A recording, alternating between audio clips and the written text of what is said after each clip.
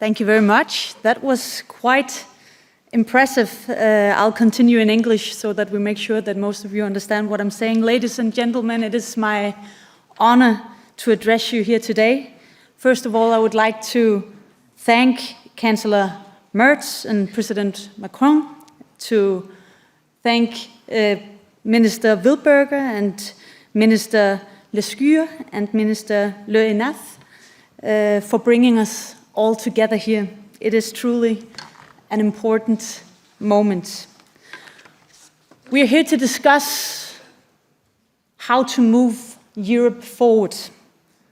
We are here to discuss our digital sovereignty. And there's no better place to speak about Europe's digital future than right here in Berlin, I would say. It's a city that is built on creative vision, driven by action, and open to the world.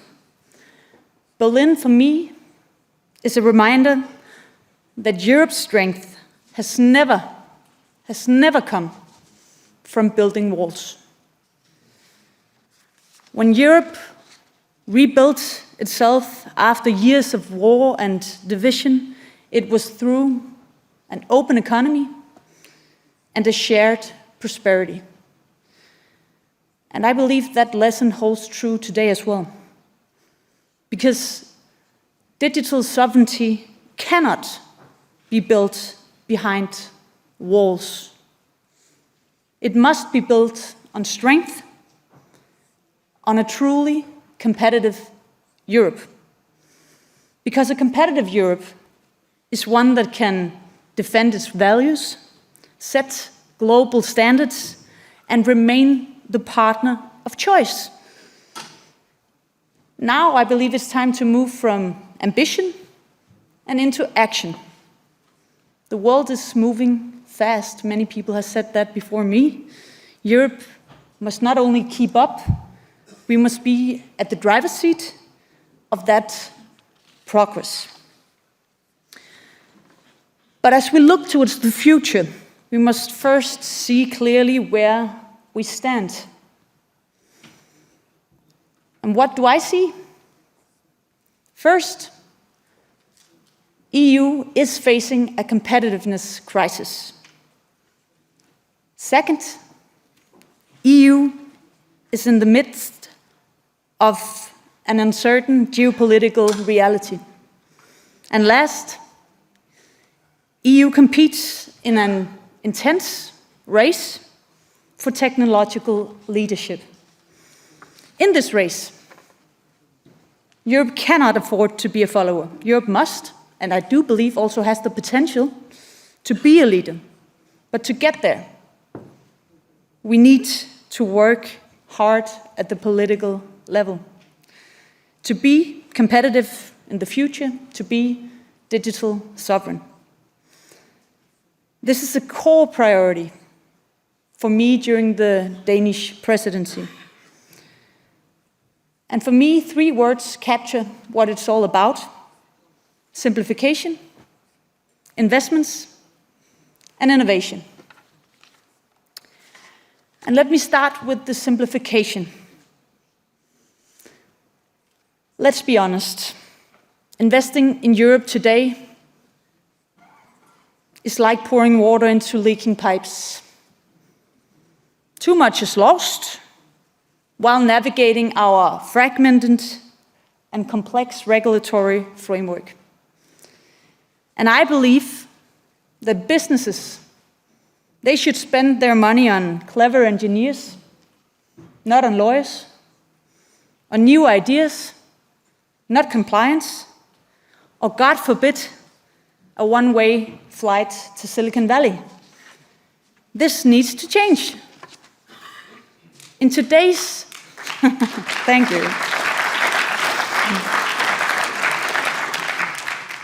In today's, let's be real, intense global tech race, this is a price that Europe simply cannot afford to pay. We need a Europe where regulation enables, not constrains, innovation, where companies spend their time building and scaling European alternatives to big tech, not decrypting rules. And I welcome the Commission's work on simplification and the digital package. As presidency, we will make sure to move the initiatives fast ahead. We will make sure to keep a high level of ambitions in all of our efforts to simplify. And personally, for me, I have no holy cows when it comes to simplification. But the work cannot stop here. We need to be bold. Simplification and burden reduction must be a permanent mindset. Every time we look at current or new regulation. So please, let's make a joint commitment to businesses, to entrepreneurs across Europe. We will make your life easier tomorrow than we did today. But simplification cannot stand alone. It cannot make Europe a leader alone. Building an AI continent and stand in our own right in the global tech race requires more than a regulatory framework with fewer burdens. It requires money, it requires investments, especially private investments. We need a common and better approach to how we invest in Europe's digital future. According to the most recent Digital Decade report, less than 14% of European companies are using AI. That is, ladies and gentlemen, far below our target of 75% in 2030. That is a serious gap that we must close. And of course, we need to invest much more in our digital capacities, and that includes public funding as well. I support the initiative on AI gigafactories, building European capacity in a key area. But it's not only about how much money we invest, it's also about ensuring predictable and simplified access to funding. This is, I believe, essential. EU funding and public investments in member states is a powerful catalyst, but it cannot carry the weight alone. EU funding will never match big tech's very, very, very deep pockets. Investments at scale is needed if we want to compete globally. What we can do, however, is make Europe a place where investors want to invest their capital. This means a European framework that attracts, that supports, that de-risks, a framework that supports investors' confidence and gives European companies the scale that is needed to compete globally. In other words, we need a better business case for European tech. And this brings me to my last and final point for today, because why does simplification and investments matter? Because of innovation. Draghi puts it very, very plainly. Europe faces a serious innovation and productivity gap compared to the US and China.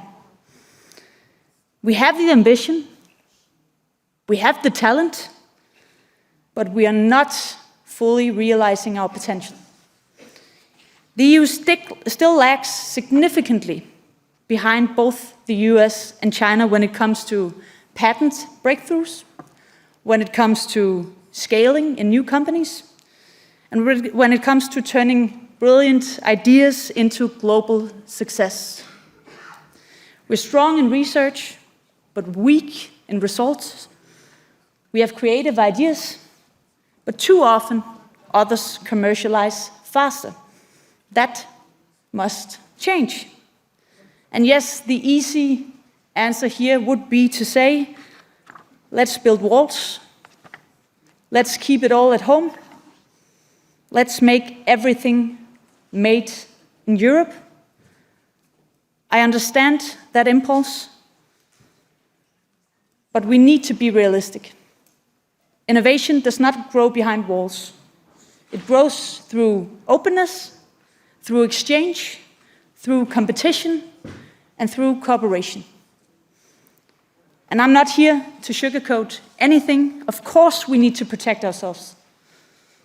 But we need to do it with precision, where the risks are the greatest, the most critical infrastructure, the most sensitive data. That's not less sovereignty for me, that's realistic sovereignty. We need a free market, we need an open market. Europe's competitiveness is no longer just a matter of economic performance or a matter of who invents what cool apps. It is a strategic necessity, a matter of geopolitical consequences. A truly competitive and innovative Europe is not just a creative Europe, it is a sovereign Europe. Innovation is what gives us the power to act independently, to set standards, not to follow them, to control technology, not to let it control us, to put decisions in the hands of democracy, not in the hands of unelected tech oligarchs. European values, privacy, fairness, transparency, they're only as strong as our ability to embed them in technology. And that is why, for me, innovation is not a luxury.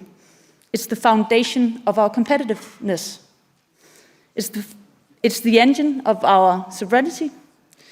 So please, let's simplify to make it easier to create. Let's invest to give Europe the tools to compete. And let's innovate to make Europe sovereign. Thank you very much for listening.